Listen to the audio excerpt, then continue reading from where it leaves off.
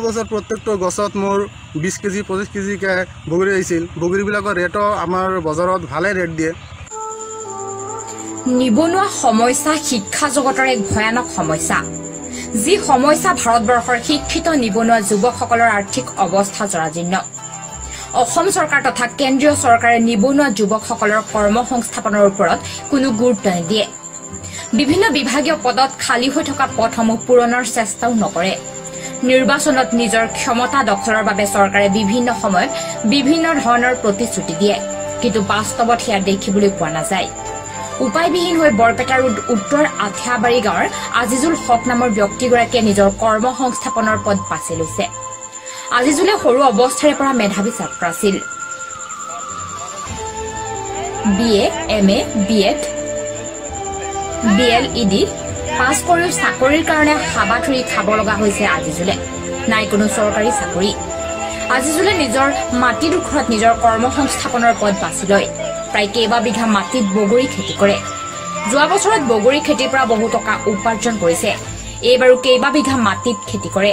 বগৰী খেতিত নতুনকৈ ফুল মেলিছে আৰু দুই এটাকৈ বগৰীও লাগিছে। আজিজুলে এইবাৰো খেতিডোখৰৰ পৰা বহুত টকা উপাৰ্জন কৰিব বুলি মন্তব্য আগবঢ়ায়। এতিয়াৰ পৰা সুন্দৰ জীৱন যাপন কৰি আছে আজিজুলে। চাকৰিৰ কাৰণে নাই কোনো দৌৰাদৌৰিৰ প্ৰয়োজন। শিক্ষিত নিবনুৱা যুৱকসকলে চাকৰি আশাত নাথাকি সকলোৱে নিজৰ নিজৰ মাটিডোখৰত বিভিন্ন ফল মূলৰ খেতি কৰা আৰম্ভ কৰক আৰু নিজৰ জীৱন স্বাৱলম্বী কৰি গঢ়ি তোলক। যোৱা বছৰ প্ৰত্যেকটো গছত মোৰ 20 কেজি 25 কেজিকৈ বগৰী আহিছিল। বগৰীবিলাকৰ ৰেটো আমাৰ বজাৰত ভালে ৰেট দিয়ে, 80 টকা 100 টকামান ৰেট দিয়ে। তো সেই হিচাপত মই মানে 1 বিঘা জমিত 1 বিঘা মাটিত আপুনি মানে 150 পৰা 170টামান গছ পুলি ৰুব পাৰে।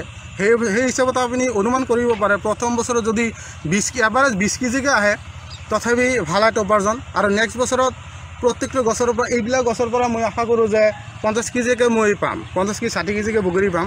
তো সেই হিচাপত আপুনি এটা ভাল এটা মানে লাভজনক খেতি ক'ব পাৰি।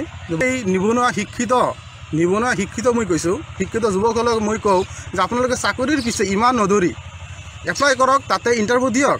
ইয়াৰ উপৰি আপোনালোকে এই বগৰী খেতি নহয়, মই কোৱা নাই যে বগৰী খেতি কৰক, আপোনাৰ বিভিন্ন ধৰণৰ খেতি আছে, আধুনিক পদ্ধতিৰে আপোনালোকে খেতিবিলাক কৰক। এটা ধৰক পিয়াৰা খেতি আছে আৰু আপোনাৰ মালভোগ কলৰ খেতি আৰু মাল্টাৰ খেতি, এইবিলাক বিভিন্ন ধৰণৰ খেতি আমি কৰিব পাৰি। আমি নহয় যে পুৰণা পদ্ধতিৰে আমি খেতি কৰিব পাৰি, আমি নতুন পদ্ধতি মই মানে এই খেতিবিলাক কৰিছোঁ। মই নিজে ইমান কাম কৰা নাই, 2-এজন মানুহ সহায় লৈ কৰিব পাৰি। আৰু সিমান এটা কষ্ট নহয় যে আমি মানে গোটেই দিন লাগি থাকিব লাগিব ধান খেতিৰ নিচিনা, তো কৰিব পাৰি। আমি কিটো নিবনুৱা আছে সেইসকলক মই এটা কথাই কওঁ, আপোনালোকে চাকৰি বেছি ইমান নদৌৰি যদি নিজৰ মাটি আছে জমি আছে সেইবিলাক আপোনালোকে এনেকুৱা সৰু সুৰা ধৰক ফাৰ্মৰ নিচিনা খেতি বাতি কৰি আপোনালোকে নিজৰ জীৱনটো সাৰ্থক কৰি তোলক, স্বাৱলম্বী কৰি তোলক। এনে মোৰ কোৱালিফিকেশ্যন আছিল মাষ্টাৰ ডিগ্ৰী। মই কটন ইউনিভাৰ্চিটিৰ পৰা মাষ্টাৰ ডিগ্ৰী ক্লিয়াৰ কৰিছোঁ। ইয়াৰ লগতে মই মানে BEd DLEd কৰিছোঁ, PGDCA কৰিছোঁ কম্পিউটাৰত। কিন্তু বিভিন্ন দেশৰ যি পৰিস্থিতি বৰ্তমান মানে নিবনুৱা সমস্যাটো বহুত বেছি। আমাৰ নিচিনা শিক্ষিত যুৱকসকলে এতিয়া কৰ্মসংস্থাপন বিচাৰি একোৱেই কৰিব পৰা নাই, হাতত টকা পইচাৰ কিছু অভাৱ আছে। সেইবাবে মই বিভিন্ন চাকৰিত মই এপ্লাই কৰিছিলোঁ, এতিয়ালৈকে ক'তো এনেকুৱা ধৰণৰ কোনো একো পোৱা নাই, চৰকাৰে সুবিধা পোৱা নাই।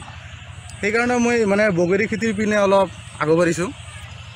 মই মানে এই যোৱা বছৰ মই বাংলাদেশৰ পৰা বন্ধু এটাৰ লগত মই কথা পতা হ'ল, তেখেতে বগৰী খেতি কৰে। তাৰপাছত মই কলকাতাৰ পৰা মানে বগৰীৰ পুলিবিলাক লৈ আহিলোঁ যোৱা বছৰ।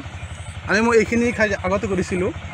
এইটো কাশ্মীৰ এটা মানে লাভ আছে, ভাল লাভ আছে। আমি চাকৰিৰ পিনে ইমান নদৌৰি মানে এপ্লাই কৰিব পাৰি চাকৰিৰ কাৰণে আমি যুঁজা কৰিব পাৰি। ইয়াৰ লগতে আমি মানে বগৰী খেতিটো কৰিছোঁ যাতে মোৰ মানে সমস্যাটো বগৰী খেতি বৰ্তমান মোৰ প্ৰায় 3 বিঘাৰ ওচৰত আছে।